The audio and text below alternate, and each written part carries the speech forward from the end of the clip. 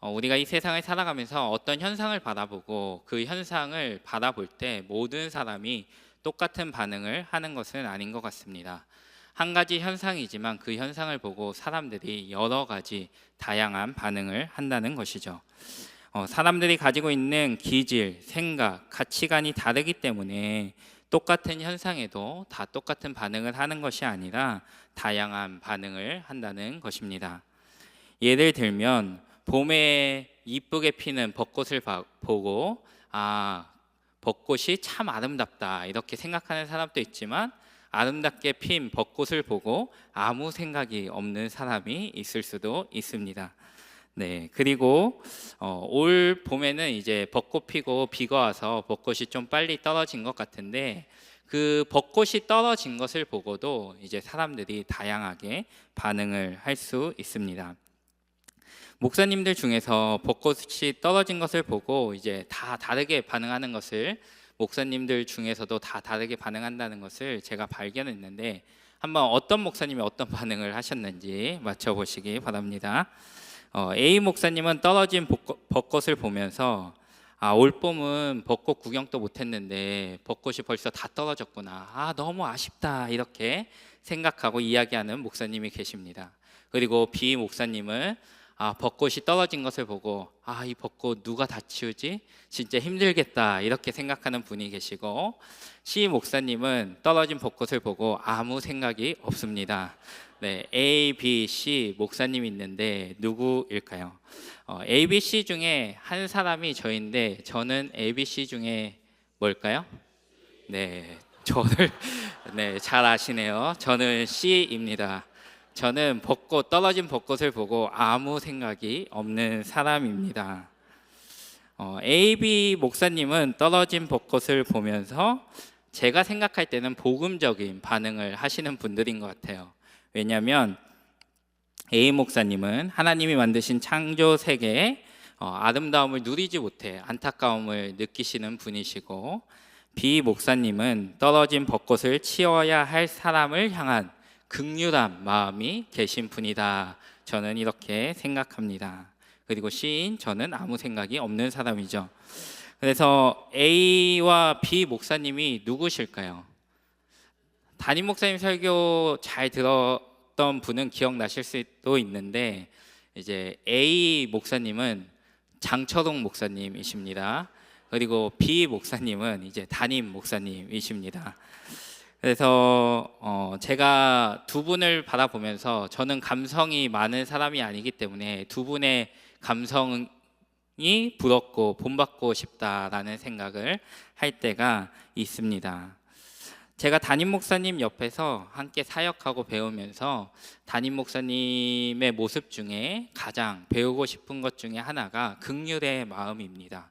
담임 목사님께서는 긍휼의 마음이 참 많으신 분이에요. 그래서 제가 옆에서 보면서 또 배우면서 저도 그런 긍휼의 마음을 품길 소원하고 기도하고 있습니다. 제가 담임 목사님을 보면서 이제 긍휼의 마음을 품길 소원하고 있는데, 그러면 제가 왜 긍휼의 마음을 품길 소원할까요?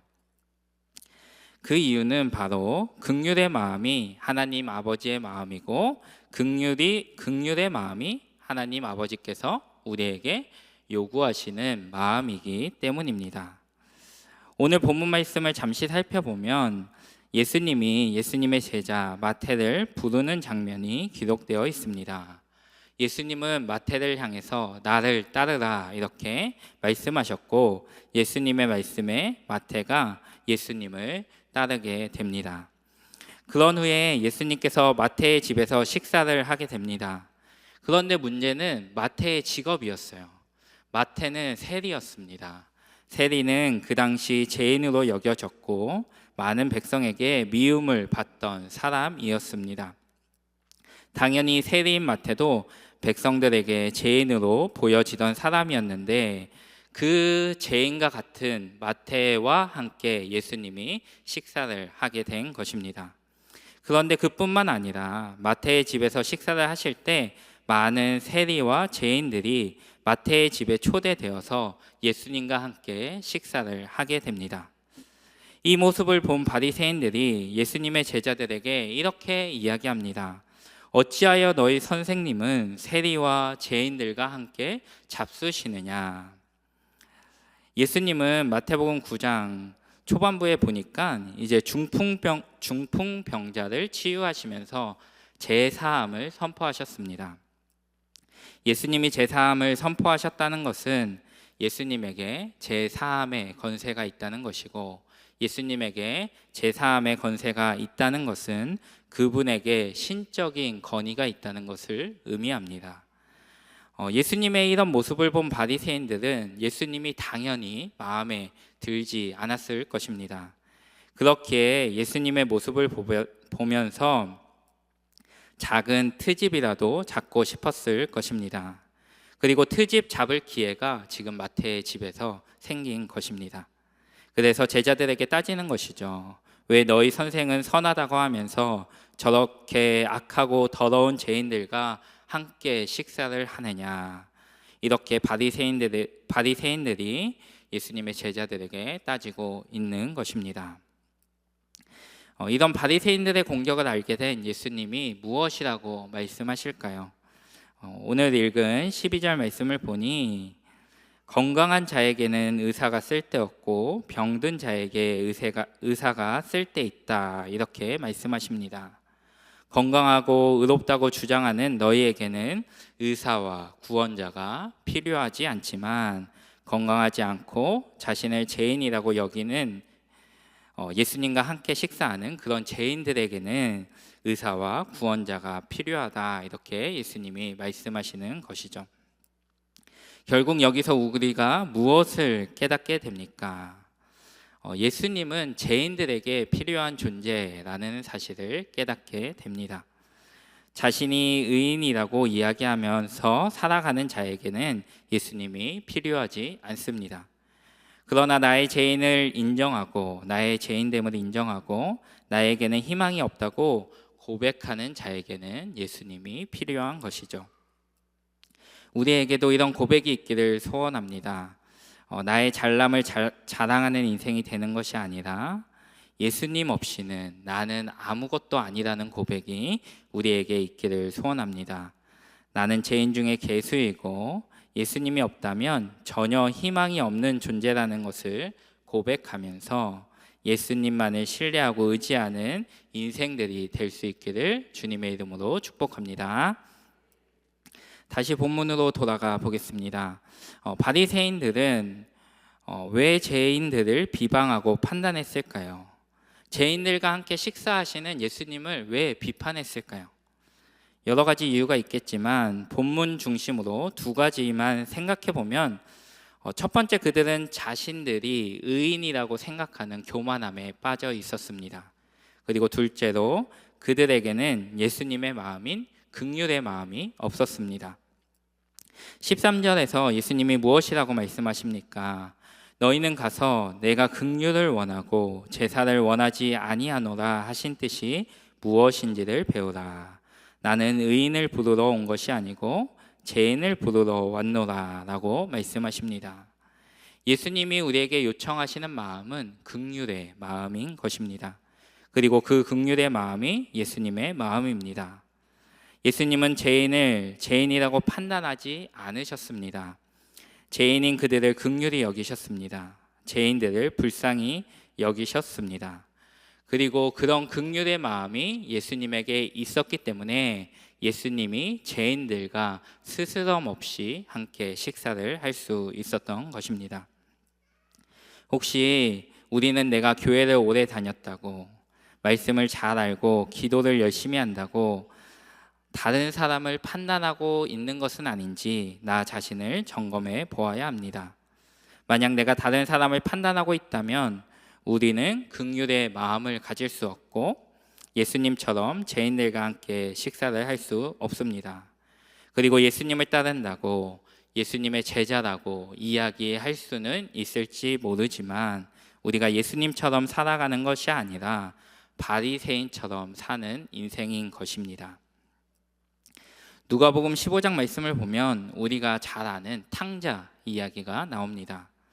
아버지가 계시고 탕자와 같은 둘째 아들이 아버지의 재산을 다 가지고 가서 방탕하게 아버지 재산을 다 날리고 아무것도 없을 때 아버지에게 돌아온 이야기가 누가복음 15장에 나오는 탕자의 이야기죠. 근데 탕자의 이야기에 아버지하고 아들 외에 또 한 명의 등장인물이 나옵니다. 그 등장인물은 바로 탕자의 형, 아버지의 큰아들입니다. 형은 동생이 아버지의 재산을 가지고 허랑방탕하게 살아갈 때 아버지의 곁을 지킨 아들입니다. 아버지 옆에서 아버지를 도와 성실히 자신의 일을 감당한 아들이 바로 첫째 아들입니다. 성경은 첫째 아들이 아버지의 명을 어기지 않았다고 합니다. 그만큼 성실하게 아버지의 말씀에 순종하면서 아버지의 곁을 지켰던 아들이 바로 첫째 아들입니다. 세상 기준에서 첫째 아들은 당연히 칭찬받아야 합니다. 칭찬을 받아도 많이 칭찬을 받아야 합니다. 그러나 성경은 첫째 아들을 칭찬하지 않습니다. 성경은 왜 첫째 아들을 칭찬하지 않을까요? 이 질문을 가지고 먼저 이제 둘째 아들과 아버지의 만남을 먼저 생각해 보면 아버지는 멀리서 오는 아들을 보고 측은히 여겼다. 성경은 이야기합니다. 측은히 여겼다는 것은 불쌍히 여기고 긍휼히 여겼다는 것이죠. 그리고 둘째 아들은 아버지를 만나 이렇게 고백합니다. 내가 하늘과 아버지께 죄를 지었사오니 지금부터는 아버지의 아들이라 일컬음을 감당하지 못하겠나이다. 자신의 죄를 지금 아버지에게 고백하고 있는 것입니다. 자신의 죄를 고백하는 아들과 긍휼히 여기는 아버지 사이에서 관계가 회복되고 있는 것입니다. 그리고 관계가 회복되자 아버지는 큰 잔치를 베풀게 됩니다. 내 아들이 죽었다 다시 살아났기에 제일 좋은 옷을 입히고 손에 가락지를 끼우고 발에 신을 신기고 살찐 송아지를 잡아 큰 잔치를 베풀게 됩니다. 자신의 죄를 고백하는 아들과 아버지의 관계가 회복되고 그 회복으로 인해 큰 잔치가 일어난 것이죠. 그러나 이 사건으로 인해 마음이 너무나 불편한 사람이 있었습니다. 그 사람이 바로 큰 아들이죠. 그리고 이 사건으로 인해 아버지와 큰 아들의 관계 사이에 금이 가기 시작합니다. 칭찬받아야 마땅할 것 같은 큰 아들이 칭찬받는 것이 아니라 아버지와의 관계가 금이 가기 시작했다는 것입니다. 도대체 왜 큰 아들이 칭찬을 받지 못하고 아버지와의 관계가 금이 가고 있는 것일까요? 그 이유는 큰 아들에게 아버지의 마음이 없었기 때문입니다. 긍휼의 마음이 없었다는 것입니다. 큰아들의 모습은 마태복음 9장 오늘 본문 말씀에 나오는 바리새인과 같은 모습입니다. 죄인을 바라보며 긍휼히 여기는 것이 아니라 책망하고 비판하고 판단하는 모습이 지금 큰 아들이 취하고 있는 모습입니다.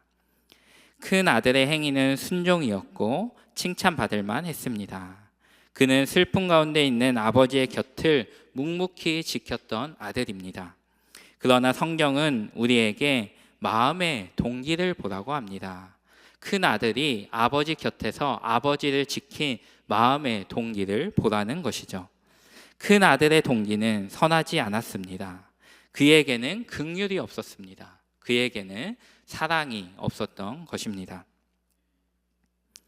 우리가 아무리 선을 많이 행하여도 우리 마음의 동기가 선하지 않으면 하나님께 칭찬받을 수 없습니다.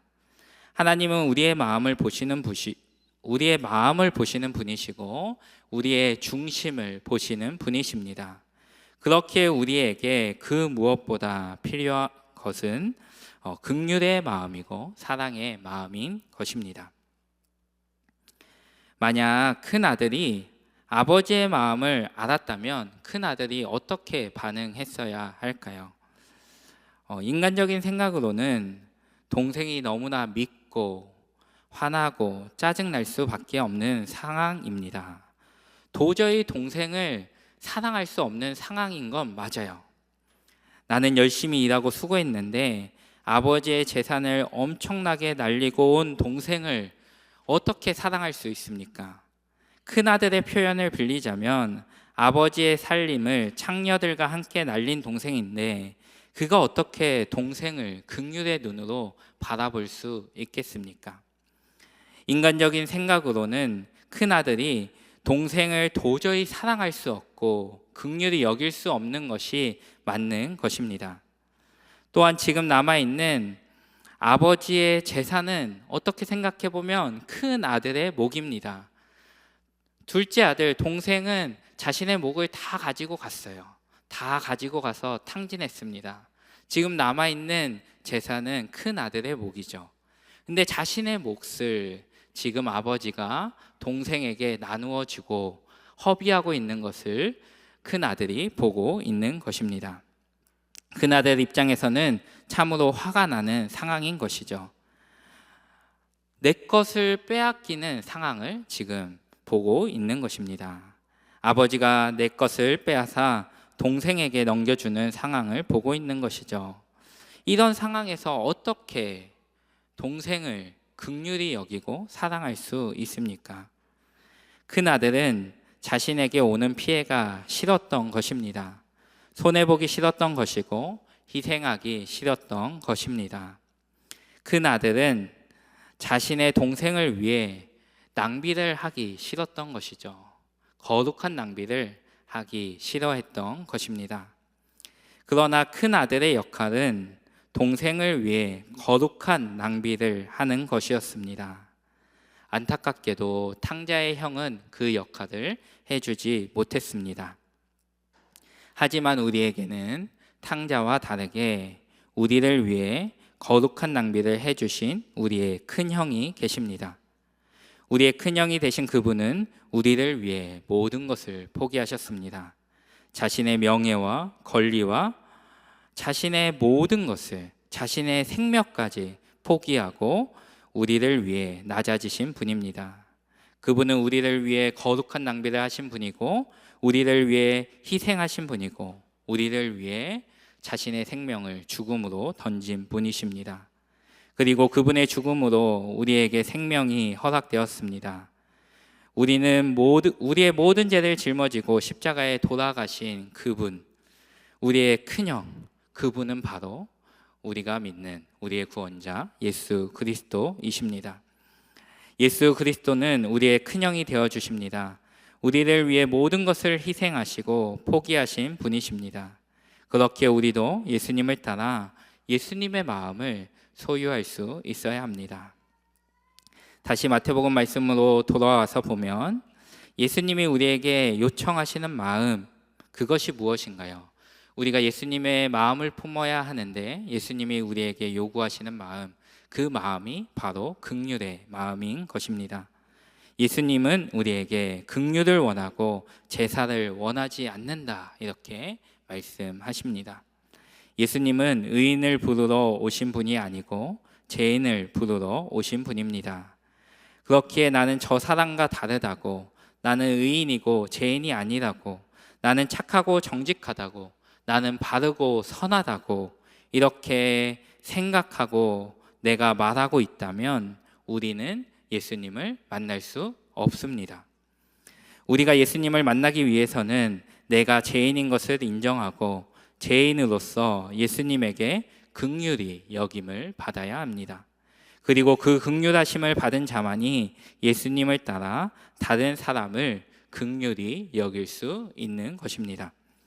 인간적인 생각으로 생각해 볼 때 탕자의 형은 동생을 긍휼히 여길 수 있는 상황이 아니었습니다.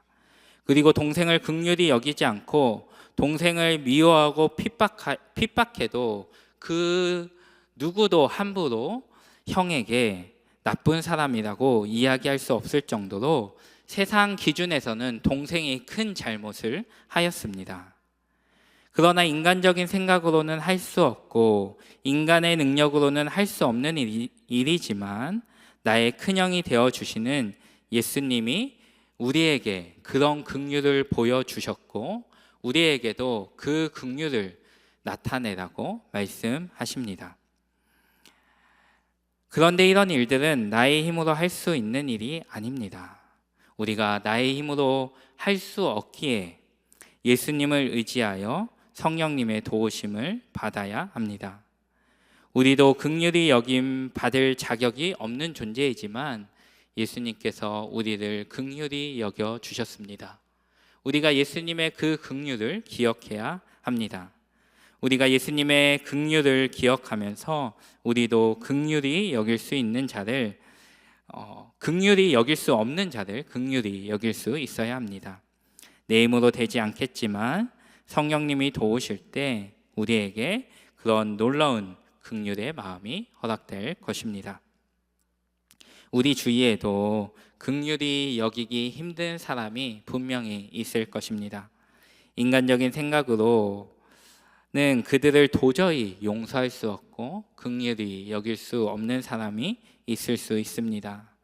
그리고 아무리 내가 발버둥치고 용서하려고 해도 용서하지 못했던, 긍휼히 여기지 못했던 사람이 나에게도 있을 수 있습니다. 그러나 내 힘으로는 도저히 용서할 수 없고 내 힘으로는 도저히 긍휼히 여길 수 없지만 성령님이 도와주실 때, 날 긍휼히 여기신 예수님을 기억할 때, 그분과 연합하여 그분의 힘으로 나아갈 때 우리가 긍휼히 여길 수 없는 자를 긍휼히 여길 수 있고 용서할 수 없는 자를 용서할 수 있게 되는 것입니다. 성령님의 도우심이 있을 때 불가능해 보이는 탕자와 같은 동생을 긍휼히 여기는 삶을 살아갈 수 있게 된다는 것입니다. 오늘은 디모데 청년의 주간 예배입니다. 이제 디모데 청년의 회원들은 40대 초중반의 성도들입니다. 이제 자녀들을 한창 키우고 있는 부모들이죠. 그래서 청소년 자녀들을 키우는 부모들도 있으시고 또 아직 어린 자녀들을 키우는 가정도 있습니다. 우리가 자녀를 키울 때도 마찬가지인 것 같습니다. 자녀를 바라볼 때도 마찬가지입니다. 우리에게 필요한 것은 긍휼의 마음입니다. 저는 제가 자녀를 키우면서 저에게 긍휼이 참 많이 부족하다는 것을 많이 느끼게 됩니다. 제가 하나님 아버지께 받은 무조건적인 사랑을 자녀에게 베풀지 못하고 있다는 것을 깨닫게 됩니다. 그래서 서론에서 말씀드린 것처럼 긍휼을 구해야 함을 느끼고 긍휼을 구하고 있습니다. 저는 개인적으로 감정 변화가 거의 없는 사람입니다. 감정 변화가 진짜 없는 사람이기 때문에 긍휼에 대해서도 참 고민을 많이 하고 사랑에 대해서도 개인적으로 참 많이 고민을 합니다. 왜냐하면 그런 감정을 잘 못 느끼기 때문입니다. 그래서 저에게는 사랑과 긍휼이 많이 필요하다, 저는 이렇게 생각합니다. 성경은 분명히 우리에게 의지적인 사랑을 이야기하고 가르칩니다. 그러나 감정적인 사랑도 이야기하고 있다는 것을 우리가 잊지 말아야 합니다. 얼마 전에 아가 말씀을 읽으면서도 저는 개인적으로 감정적인 사랑도 참 중요하구나라는 사실을 다시 한번 깨달았습니다. 그런데 저에게는 이런 감정적인 사랑이 부족하다 보니 긍휼의 마음도 부족하고 긍휼의 마음이 부족하다 보니 자녀들을 대할 때도 사랑으로 대하기보다는 이성적으로 판단해 버리는 경우가 많은 것 같습니다. 이런 저에게 그 무엇보다 필요한 것은 긍휼의 마음이고 제가 좀 더 자녀들을 긍휼의 마음의 눈으로 볼 수 있기를 저는 소원하고 기도하고 있습니다. 그런데 저뿐만 아니라 우리 모두에게 긍휼의 마음은 필요합니다. 우리가 긍휼의 마음을 배우지 못하면 우리가 사랑을 하지 못합니다. 그래서 우리에게 긍휼의 마음이 있어야지 우리가 배우자를 사랑할 수 있고 나의 자녀를 사랑할 수 있습니다.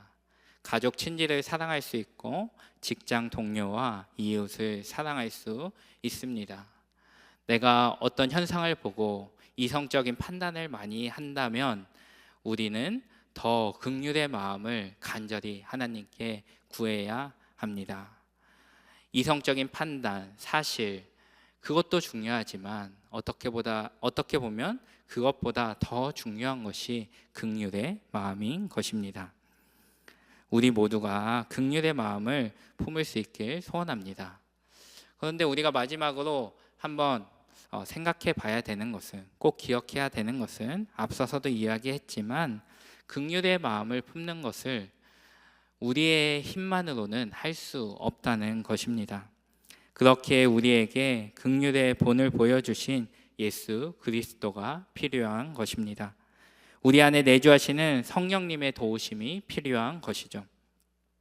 이 자리에 모인 디모데 청년회를 비롯한 모든 성도님들이 하나님 아버지 마음을 품길 소원합니다.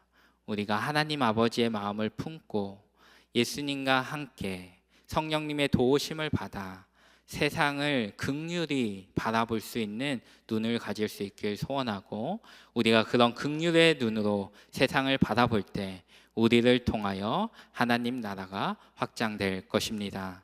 나의 삶 가운데, 우리 삶 가운데, 또 우리 교회 가운데 그런 놀라운 은혜의 역사가 있기를 주님의 이름으로 축복합니다.